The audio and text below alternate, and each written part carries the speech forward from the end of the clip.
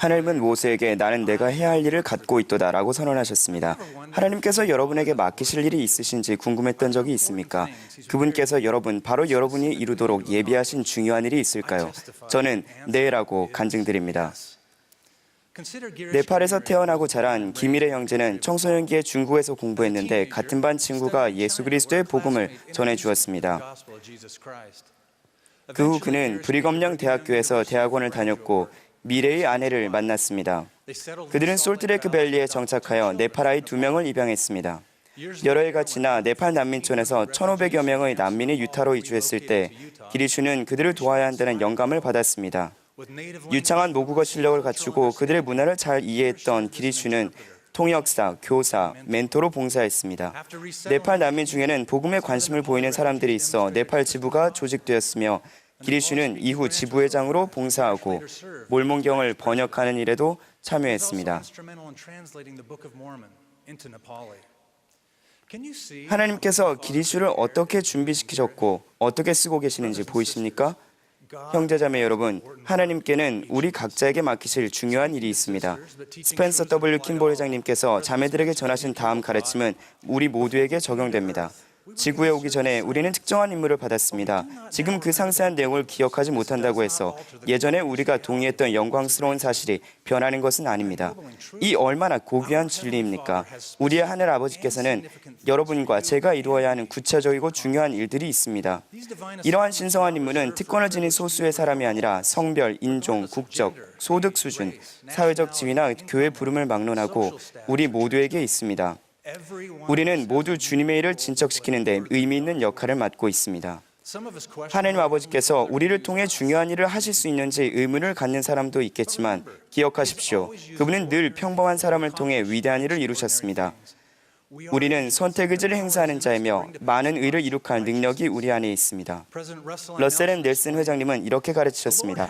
주님은 여러분을 위해 여러분이 마음속에 품고 있는 것보다 더 큰 계획을 갖고 계십니다. 여러분은 바로 이 시기와 장소를 위해 예비되고 남겨졌습니다. 주님은 세상을 바꾸기 위해 여러분을 필요로 하십니다. 여러분을 위한 그분의 뜻을 받아들이고 따를 때 여러분은 불가능한 일을 성취하고 있는 자신의 모습을 발견하게 될 것입니다. 우리는 하나님이 우리를 위해 마련하신 일을 어떻게 이해하고 수행할 수 있습니까? 4가지 원리를 말씀드리겠습니다. 첫째, 다른 사람에게 초점을 맞추십시오. 우리는 두루 다니시며 선한 일을 행하신 그리스도를 따낼 수 있습니다. 선교사업을 마친 저는 제가 누렸던 매일의 목적이 그리웠습니다. 분명 저는 성약을 지키고 교육을 받고 가족을 꾸리며 생계를 유지해야 했지만 주님께서 제게 바라시는 더 많은 일 혹은 특별한 일이 있는지 궁금했습니다. 여러 달을 생각하던 중 저는 다음 구절을 읽었습니다. 만일 네가 원하면 너는 이 세대에 많은 선을 행하는 방편이 되리라. 저는 신성한 임무의 1차적인 목적은 다른 사람을 축복하고 많은 선을 행하는 것임을 영을 통해 이해하게 되었습니다. 우리는 무슨 공부를 할지, 어떤 직업을 가질지, 혹은 어디에 살지와 같은 인생에서 중요한 결정을 할 때 다른 사람을 돕는다는 맥락에서 접근할 수 있습니다. 새로운 도시로 한 가족이 이사했는데 그들은 부유한 동네에서 집을 찾는 대신 사회 경제적으로 힘든 지역에 가야겠다고 느껴서 그렇게 했습니다. 지난 수년 동안 주님께서는 그들을 통해 많은 사람들을 도우셨고 그 지역의 와드와 스테이크를 강화하셨습니다.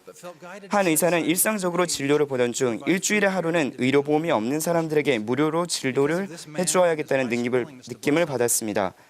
다른 사람을 돕고 싶었던 그와 그의 아내에게 주님은 대가족을 부양하면서도 수백 명의 환자들을 도울 방편을 마련해 주셨습니다. 둘째, 영적인 은사를 찾고 발전시키십시오. 하나님께서는 우리가 이러한 은사를 통해 그분이 우리에게 맡기실 일을 찾고 수행하며 즐길 수 있게 하셨습니다.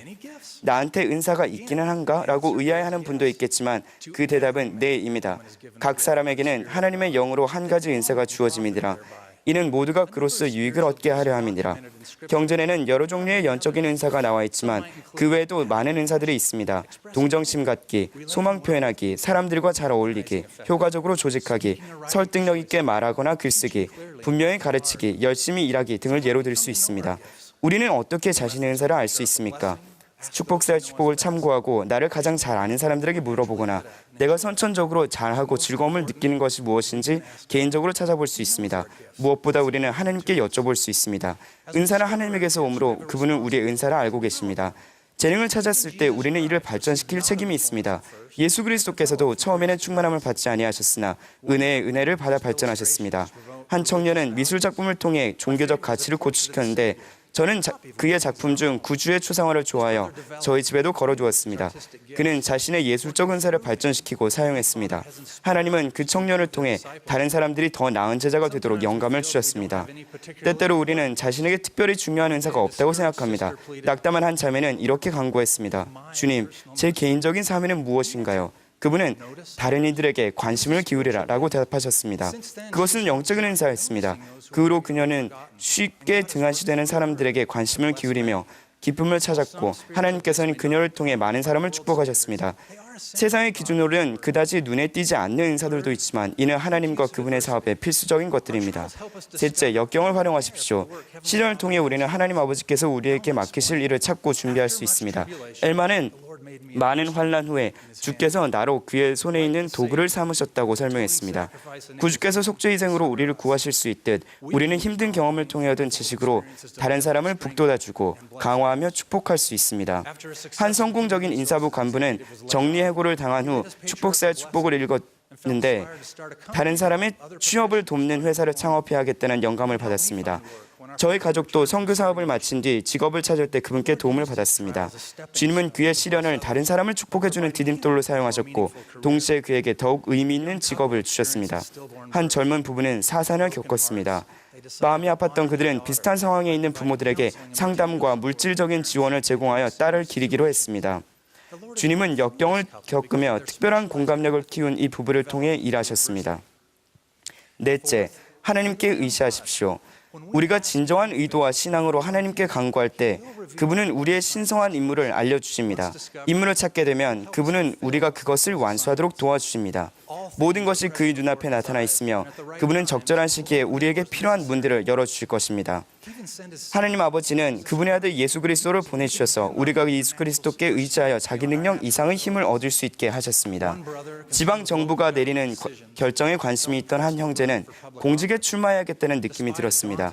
힘든 선거 과정이었지만 그는 신앙을 행사하여 출마를 위한 자원을 모았습니다. 결과적으로 그는 선거에서 졌지만 지역사회의 중요한 문제를 제기하도록 주님이 그를 인도하고 힘을 주셨음을 느꼈습니다.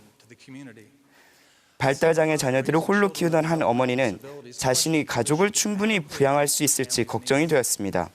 비록 힘들기는 하지만 그녀는 자신의 중요한 임무를 성공적으로 해내도록 주님께서 힘을 주심을 느끼고 있습니다. 하나님은 우리가 신성한 임무를 완수하도록 도와주시지만 대적은 우리의 주의를 딴 데로 돌려 의미 있는 삶을 살지 못하게 합니다.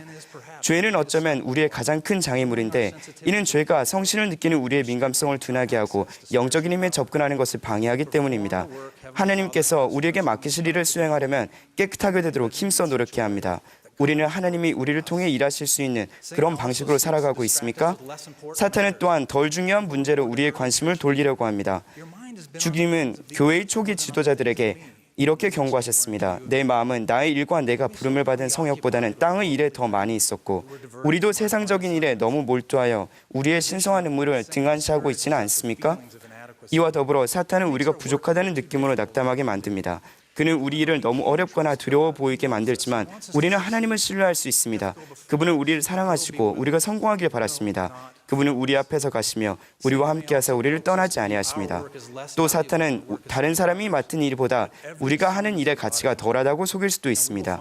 하나님이 주신 모든 임무는 중요하며 우리가 주께서 우리에게 명하신 바를 영광으로 여길 때 성취감을 얻을 것입니다.